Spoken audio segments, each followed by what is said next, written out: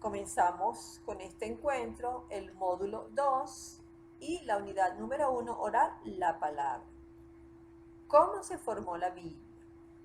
Seguramente tú te has hecho esta pregunta, si no conoces aún todavía mucho del tema. ¿Realmente hay un solo autor para cada libro o han participado varios autores en algunos de los libros? ¿Se escribió el libro en un lugar geográfico específico o en diferentes lugares? ¿Se escribió el libro en una sola época determinada o en diferentes épocas? ¿Existen Biblias originales? ¿Se escribió algún libro en diferentes idiomas o en un solo idioma? Para ello vamos a partir de lo siguiente: la palabra de Dios con palabras humanas. Y te invito a que busques tu Biblia y busques el Evangelio según Juan, capítulo 1, y vamos a hacer una relectura del versículo 1 al 2 y luego el versículo 14. En el principio era el verbo, la palabra, y el verbo estaba ante Dios, y el verbo era Dios. Él estaba ante Dios en el principio. Y el verbo se hizo carne, puso su tienda entre nosotros, y hemos visto su gloria, la gloria que recibe del Padre el Hijo único. En él todo era don amoroso y verdad. Efectivamente, la Biblia es la palabra de Dios. Sin embargo, esta palabra se ha hecho carne, se ha encarnado en palabras humanas. Y si nosotros no somos capaces de entender estas palabras humanas de la Biblia, el Dios que nos habla a través de ellas y el que tú quieres transmitir como proclamador de la palabra de Dios, será para todos nosotros y el que está escuchando un Dios mudo. Si queremos llegar a captar el mensaje religioso de la Biblia, tendremos que tomar en serio el camino que Dios ha elegido para comunicarse con nosotros. Y es nada más y nada menos que la encarnación.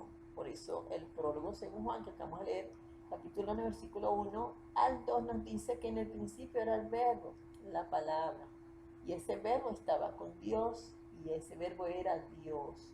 Y en él estaba ante Dios en el principio. Luego el versículo 14 nos dice que ese verbo se hizo carne y puso su tienda entre nosotros. De manera que si nosotros queremos llegar a captar el mensaje religioso de la Biblia, tendremos que tomar en serio el camino que Dios ha elegido para comunicarse con nosotros, que es la encarnación. Y de esta manera surgirán entre nosotros y su palabra múltiples indiferencias que harán oscura o imposible la comunicación. Te voy a poner un ejemplo. Vamos a remontarnos un momentito a la época de Jesús. Si un contemporáneo de Jesús quería entenderlo, tenía necesariamente que saber el arameo, que era el dialecto que hablaba Jesús. Lo mismo nos pasa a nosotros, necesitamos romper el obstáculo de la lengua y para eso tenemos las traducciones. Si por ejemplo también alguno de ustedes está haciendo algún estudio de tercer nivel, donde la mayoría de la bibliografía es en lengua inglesa, ¿verdad? Necesariamente tienes que o hablar bien el idioma o por lo menos tener un buen nivel de conocimientos avanzados de inglés técnico. Existen también otros obstáculos que debemos ir quitando para llegar al mensaje que encierra la Biblia. Y algunos son de tipo histórico-geográfico, otros son de tipo literario. Aquí entran entonces los géneros literarios y las técnicas utilizadas por los redactores finales.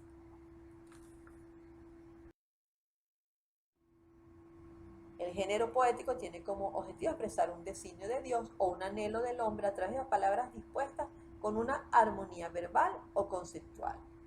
Aquí, por ejemplo, puedes observar este género en los libros de los Salmos, en el Cantar de los Cantares, en los Proverbios, en el Evangelio según Lucas, en capítulo 1, en el Magnífica, en el Evangelio según Lucas también, en el capítulo 1, el Cántico de Zacarías, y en Lucas 2, el Cántico de Simeón. El género sapiencial, la sabiduría es una ciencia más práctica que intelectual. Por ejemplo, en el libro de Proverbios capítulo 9, versículo 8 dice que el que aprende y pone en práctica lo aprendido se estima a sí mismo y prospera. La sabiduría se expresa entonces en sentencias didácticas que llevan a descubrir la vida y los designios de Dios. El género sapiencial muestra el papel de la sabiduría en el destino trascendente del hombre. Los principales libros de este género son Proverbios, Eclesiastés, Eclesiástico y el capítulo 28, el libro de Job. Tenemos el género parabólico. En el caso del Antiguo Testamento, tenemos a Natán, cuando habló en parábolas al rey David, cuando cometió el asesinato del esposo de Betsabé, de Urías. Es un género utilizado por Jesús en el Nuevo Testamento. Entonces, es un género que significa semejanza. Es una enseñanza dada a partir de la narración de un proceso fingido que conduce a una aplicación moral o religiosa cuyo objetivo es que se produzca un cambio en la vida de la persona que está oyendo, en el oyente. Tenemos, por ejemplo, las parábolas del reino, el sembrador en Mateo 13, el grano de mostaza. Tenemos parábolas de deberes para con Dios, por ejemplo, la higuera estéril en Lucas 13. Tenemos parábolas de deberes para con el prójimo, por ejemplo, que se conocía mucho este texto como el buen samaritano. Ahora hay una gran cantidad de biblistas que lo mencionan o lo enseñan como el Padre misericordioso. Parábolas de la misericordia de Dios, como la oveja perdida, entre otros. El género epistolar. El hijo pródigo es el que es conocido como el Padre misericordioso. El buen samaritano, capítulo 10 de Lucas, es ciertamente pues, conocido en la mayoría de las Biblias como el buen samaritano. Y como les estoy comentando nuevamente, el hijo pródigo es también conocido por la mayoría de los biblistas actualmente o enseñado como el Padre misericordioso, porque el protagonista realmente es el Padre celestial, representado en la persona del papá que está allí, que cuando regresa el hijo y lo recibe. Tenemos el género epistolar. Algunos estudiosos consideran que cartas y epístolas son diferentes. Vamos a trabajar con este autor que estoy trabajando, que lo ve como cartas. Lo importante es que su género literario es muy específico. Y tenemos, por ejemplo, las de Pablo, Pedro, Juan, Santiago en el Nuevo Testamento. ¿Cómo interpretar la Sagrada Escritura? Nuevamente el Magisterio de la Iglesia Católica nos habla a través de la Dei Verbum 12.1. Nos dice, citando al apóstol San Pedro, ante todo tengan esto presente. Ninguna profecía de la Escritura puede interpretarse según el personal parecer de nadie, porque nunca los profetas hablaron por su propia cuenta, sino que movidos por el Espíritu Santo hablaron de parte de Dios. Segunda de Pedro 1, 20, 21, esta cita bíblica es mencionada o es citada, valga la redundancia, en Dei Verbum 12.1. Leer la Escritura en la tradición viva de la Iglesia, prestar más atención al contenido y a la unidad de la Escritura y estar atentos a la analogía de la fe. Son tres criterios importantes para una interpretación de la Sagrada Escritura conforme al Espíritu que la inspiró. El oficio de interpretar la palabra de Dios oral y escrita ha sido encomendado solo al magisterio vivo de la Iglesia, el cual lo ejerce en nombre de Jesucristo. Y los fieles, recordando las palabras de Jesucristo a sus apóstoles, el que a vosotros escucha, a mí escucha. Lucas 10, 16. Reciben con fe las enseñanzas que dan los obispos en comunión con el sucesor de Pedro. Entonces tenemos estos tres criterios para una interpretación de la Sagrada Escritura. Tenemos la exégesis y la hermenéutica, que puedes aplicar a cualquier literatura. En el caso de aplicar a la palabra de Dios, ha sido unas ciencias que han aportado muchas luces de manera a nivel de comunidad general y de manera personal, individual, cuando está haciendo algún estudio bíblico.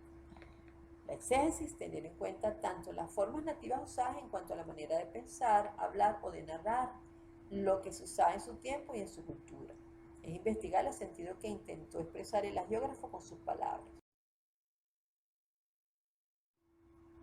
La hermenéutica, establecer el sentido de la Sagrada Escritura en toda la Biblia, hallar en cada pasaje de la Sagrada Biblia el sentido exacto del mismo, proponer el sentido de la Sagrada Escritura en forma adecuada a la verdad.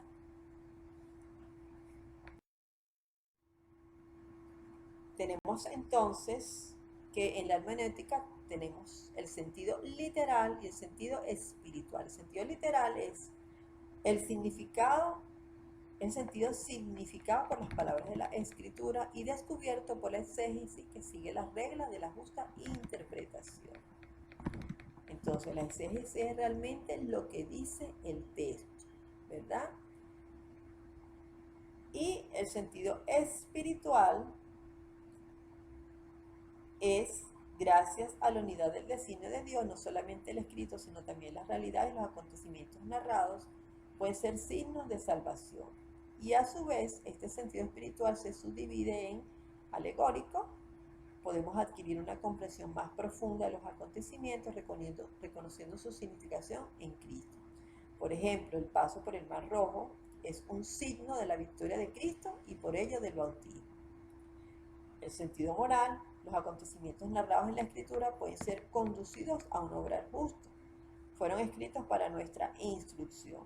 Y el sentido anagórico, en griego anagogé, es decir, hacia arriba, podemos ver realidades y acontecimientos en su significación externa, que nos conducen hacia nuestra patria.